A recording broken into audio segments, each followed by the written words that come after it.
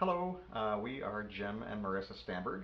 We serve with a mission called Send International, and our specific field that we serve on is called Send North. And we are based out of Anchorage, Alaska. We've been up here in Alaska going on 12 years now. Our first 7 years we lived in a village called Naknek, where we did a variety of things, everything from youth ministry to pastoral ministry to a little bit of aviation support. And for the past, going on 5 years now, we've been in Anchorage, Alaska, where I've served as part of the leadership team for Send North.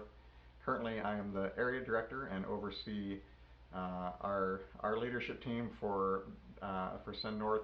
So a little bit about what we're doing. Send North is a mission focused on church planting and disciple making, primarily in the remote and rural areas of western Alaska or Bush, Alaska, and northern Canada. That would include Yukon, Northwest Territories, and Nunavut. So for the past 5 years now, we've been here in Anchorage, and Marissa's going to tell you a little bit about our family. We have 3 children. Dawson, who is 15, almost 16. He'll be 16 this summer. Brennan, who starting to drive. Yeah. And we realize we can't get the night hours in because it's too late here. He's supposed to have 10 hours of night driving in to get his license before this summer. And that's getting challenging now. The days are getting long. Something we didn't quite think about. And we have our 7-year-old is Brennan, and we have an 8-month-old named Kara. And they are all healthy and happy right now. We are snug in our little home and we're all stuck inside here like you are. And our boys are doing online school, so we're doing kind of a conglomerate of a little bit of mom trying to homeschool and a little bit of classes online with a teacher. So that's every week looks different, and we're navigating that. And Dawson's pretty much self-sufficient with that. But Kara's just happy, and she's a tough critic. She doesn't like to laugh as much as the rest of us. So she's happy. She smiles a lot, but yep. we're always trying to get her to laugh, and it's kind of like a unspoken competition who can get her to giggle. So she is a lot of entertainment for us, though, which has been really fun during this time of being stuck at home. So one of the questions we were asked is what's going on with our life and ministry in light of the COVID-19 virus. So personally, it has changed where I do most of my day-to-day work from. We do have an office here in Anchorage and a small team of folks that work out of that office, but right now the only one of us that's regularly working out of that office is our accountant. All the rest of us are working from home in light of the social distancing guidelines, just like everybody else. But the practical aspect of what I do hasn't really changed much. A large part of my work anyways is communication related and working with our leadership team, which is scattered all across Alaska and Canada. So I was already kind of used to that. It's just changed where I do it from, not really what I'm doing. And in light of how quickly things are changing and developing, I would say if anything, it definitely hasn't decreased my work. It's just, and as any leadership role, you're trying to stay ahead of what's going on and foresee different events and make decisions and long-range planning. We've already had to cancel a couple of different events that we had planned for this spring, and we're examining other events that we have coming up now in May and August to decide whether we should hold those things. Now, one of the big ones is our annual conference for all of our membership here in Anchorage in August. Welcome your prayers for whether we should still host that or not. It's a big question mark at this point. Specifically for the people in our mission, our frontline missionaries, so to speak, many of them are in very small, remote communities. Oftentimes, internet is not great in those places. So, in one sense, it's excellent because they are right there with the people.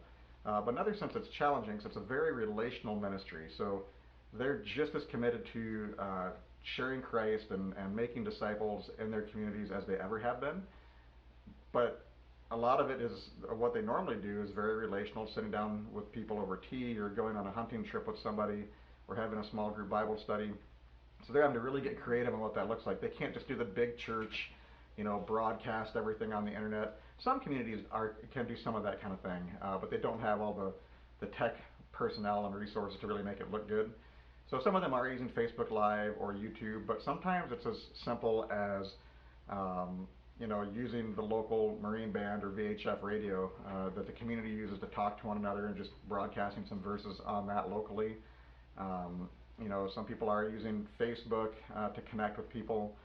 Sometimes it's just as simple as putting a piece of artwork that points to Christ in their window, so when neighbors walk by their window, they see something that points to Christ. So they're trying all sorts of different things, and it's challenging, but yet it's what ministry, missionary work is all about, is figuring out creative ways to share Christ, no matter what the barriers are. So our team is, in some ways, it's out of their comfort zone in some ways with the changes, but yet at the same time, it hasn't changed the heart of what they do in any ways.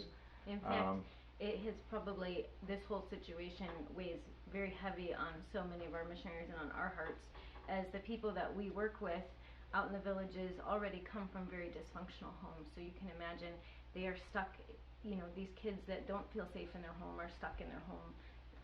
With parents that aren't responsible, maybe neglectful, abusive, and so it weighs really heavy on all of our missionaries' hearts and minds to continue to reach out to their neighbors in any way that they can find possible. This is a time of the year that suicide rates often spike to begin with, and so you have just this horrible mess of isolation, staying in your home, and so yeah, definitely be in prayer for the people of the North. I'm sure this is something that's going on all around the world right now. I've read articles on domestic violence rates spiking and things like that, but it's especially a concern for the people of the North. So we would appreciate your prayers with that. Otherwise, yeah, we just ask for prayers for wisdom in my role and the folks that I'm working with, that we would be able to lead our ministry well, and just that God would continue to do great things through this opportunity. I mean, in one sense, the coronavirus, you hear Brennan in the background there. In one sense, the coronavirus is very difficult. We know it's economically difficult. We know it's creating huge health challenges around the world. But anytime there's a big disruption like this, we look at it and go like, God, what are you doing? And what are the opportunities you have for us that didn't exist before to share Christ now? So just encourage you to continue to pray into that with us, and I'm sure you guys are doing the same thing there in Michigan. And so, I mean, specifically, we've seen people that, they're tuning into these, and you guys are probably seeing it too, people that are tuning into online services, or people that are listening to things over the radio that they never would have gone to the church normally, but now all of a sudden they're hearing the gospel proclaimed and they're connecting with people in a new way. So the opportunities are huge, and so we just ask that you'd pray with us into those things. One of the personal prayer requests is just that, hey, like a lot of folks, we're enjoying the blessings and challenges of working from home right now, which in some ways is great and gives us lots of family time. In another sense, it's interesting to try and have, video conference meetings when we've got kids running out of the background, or when Kara's taking a nap, or whatever it is. So, anyhow. Yeah, pray for our patience with one another, as I'm sure all of you are dealing with. Yep, absolutely.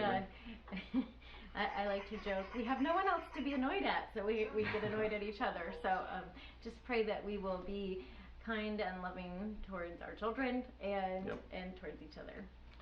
Thank you. So good to make a little connection with you guys. We have been planning to come down and visit this summer. So far, we still have the tickets in place. Might pray that it's clear what we should do with that. Obviously, there's a question whether we should still continue with that trip or not. But anyhow, hope we get to see you all soon. Thanks so much for your prayers and your support. Love you guys. Yes, thank you so much. Have a great day.